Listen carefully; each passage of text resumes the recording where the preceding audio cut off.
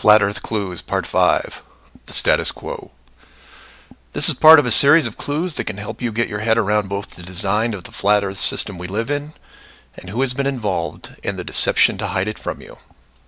This clue covers the inevitable and sometimes frustrating question of why the authority would go to all the trouble of hiding the flat Earth. My hope here is to show you different angles and a progression of events, all of which lead to a very changed world, both physically and mentally. To open, we have to go way back to when the world was a much more simple place. You had your 5 major religions, including Buddhism, Hinduism, Judaism, Islam, and Christianity. Each of these groups had their own version of what is known in Genesis as the firmament, or the flat circular world enclosed by a solid dome-like barrier from where the creator, or creators, looked on. I'm not going to explore all the subtle differences between the groups. Suffice it to say that it's interesting that despite their differences that led to acts of horrible violence between them, there was no real Earth model debate. So around 500 years ago, the science community, led by Copernicus, who probably had a little help, introduced what we now know as the heliocentric, or globe model of the world, which in turn changed the solar system, galaxy, and so on. The religions, seeing that this globe model was gaining popularity, feared a loss in the fan base, so they all adapted their religion to include the globe model. From their point of view, it was a small change from a circular to a globe world, and really, in a few generations, who would remember anyway? So the churches, mosques, temples wrapped up their flat Earth model in a metaphoric soft cloth and put it in the drawer with the good silver for safekeeping. Remember this, because we'll come back to it later. And hundreds of years went by, with science promoting all the aspects of the globe, and the religions promoting their beliefs upon this globe. The world kept spinning, so to speak, and everyone was happy. Then in the early part of the 1900s, you get this pesky explorer named Richard Byrd. He has family money, all the right connections, and secures basically unlimited funding and the government green light to probe every piece of unseen territory there is. It was inevitable, I guess. A young man who has an unquenchable desire to see all that there is to see, and then granting him the tools needed to accomplish this goal. He pulls a Truman and gets lucky, crossing the vast salt ocean, avoiding the icebergs, arriving at the frozen coastline, and he keeps going. He was never going to stop. One day, after crossing hundreds of miles of high-altitude ice and snow, Admiral Byrd sees it, a barrier. And to him, it's just a barrier, not the barrier. He is but a tiny speck in front of it. It stretches out on both sides as far as he can see, and straight up so far that he can't discover the beginning of the arc. The great explorer now has a new challenge, finding the shape of this thing. It's much like a blind man describing the elephant. Until you feel out the whole thing, what do you really know? If you look at the AE, or Flat Earth Overhead Map, you see the problem. To even determine the scope of the outer wall, you have to circle it. It would have taken months, if not years. You could use a series of ships going in opposite directions, or planes, but there are refueling stations that need to be built, and so on. His task was challenging to say the least. Admiral Byrd kept laying the groundwork of the great discovery until his eventual death in 1957. A year later, the United States and Russia found the upper edge. From there, the math was easy, and moreover, you could actually see the real world. Then, of course, there is the decision, or deception, depending on how you looked at it. The authority made the call to hide the actual shape of where we live, then sealed off the outer edge from prying eyes, and created the space program not only to reinforce the globe model, but to control it. There was really only one reason they cared about this, and it takes a while to process. So let's look at the immediate effects of actual disclosure and work our way up to the authority's biggest fear. For this exercise, we'll look at releasing the news today, instead of, say, 1958.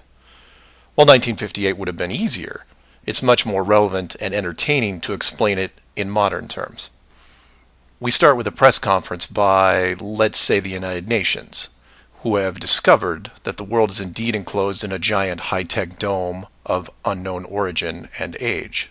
The public reacts with wonder and awe, trying to take in the sheer scope of this announcement. Facebook crashes, Twitter crashes, entire mobile networks crash. It's like hitting a beehive with a sledgehammer. News organizations around the world send teams to the outer edge to confirm the finding, and the general public is glued to their media devices. That's the good news, the excitement, the revelation, the positive shock. Then the bad news starts coming in waves, some of which you might not expect. The first is the immediate disbanding of NASA and all other world space programs, for obvious reasons. Most governments will secretly pardon these groups and keep them immune from class action lawsuits, the lawsuits themselves coming from NASA investment groups, claiming fraud. Regardless, everyone at NASA, despite their good intentions, is out of a job overnight. And this is where you would say, good, they deserve it. About time they stopped lying to everyone.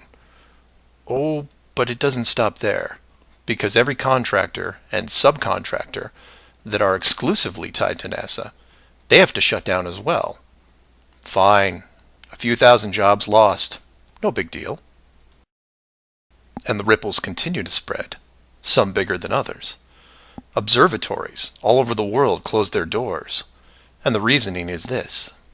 If you've been looking at the ceiling for decades and couldn't tell it was a ceiling, then what good are you? Every university in the world that has an astronomy or astrophysics program, well, they don't anymore. Stephen Hawking, his book writing days are over. Carl Sagan, no more nova in syndication, I guarantee it. Those professors are going to have to retool their skills and be prepared to answer one giant question. How did you not see it? Weren't there clues? People start finger pointing, and it will continue for years. And still my fellow flat earthers will say, well, hell, that doesn't sound too bad. So some nerds around the world lose their jobs. So what? You don't get off that easy, is what. The finger pointing at the now defunct NASA will then turn to finger pointing at the government, who directed the whole thing. This is where we run into some dangerous ground, involving things like the Ark of the Covenant, the Holy Grail, and the Ring of Power. And you say, you lost me. I was with you until you started bringing up religious artifacts or movies. And you're supposed to be lost. Of the 5 major religions we mentioned earlier, those being Buddhism, Hinduism, Judaism, Islam, and Christianity, none have been able to produce a supernatural object over the last 5,000 years. And trust me, it would be beneficial to do so. The Ark of the Covenant would benefit Judaism, the Holy Grail Christianity, and the Ring of Power, well, that benefits someone else. Maybe I'll leave alone for now. The point is that all religions are actively seeking their leverage against science. You've heard of the division between church and state. Well, here it is. Advantage church. The barrier becomes a giant religious symbol, and since it is backed by the Big Five, it also becomes universal. The Big Five then go into their drawer with the good silver and pull out this belief that was forgotten but not lost, and say, we knew it all along, and science lied to us. Temporarily, all religions unite against science, who has been only moderately weakened by the removal of their astronomy and astrophysics divisions. But the public won't care, because they will listen to the group shouting the loudest, and no one yells louder than the church. They will scream with righteous fury that the dome was built by our God, your God, and the people will turn to science and hear nothing but crickets. And that's where the world changes, because in times of great stress, the public will want words, and while religion has no shortage of them, science simply is incapable of taking leaps of faith. I'll take a glass half full approach and say that anyone listening to this is probably an intelligent, rational person, one who can make informed decisions outside of the conventional doctrine. But for every one of you, there are hundreds, if not thousands, of mouth-breathing troglodytes who will not walk but run to the respective house of religion and say, "You were right about this. What else can you teach me?" This is what fills the current authority with pause. The unknown response to that question. Will religion take the high road and work with what remains of science to discover the truth? It's possible, I suppose. It's also possible that religion will combine this technologically advanced society with a revitalized and aggressive doctrine that then transforms daily life into something that makes the book 1984 seem like a Saturday morning cartoon show. I'm hoping that mankind will prove me wrong, but so far, that isn't the case. So do some of your own research and ask questions. Please feel free to email me at msargent23@comcast.net or 303-494-6631.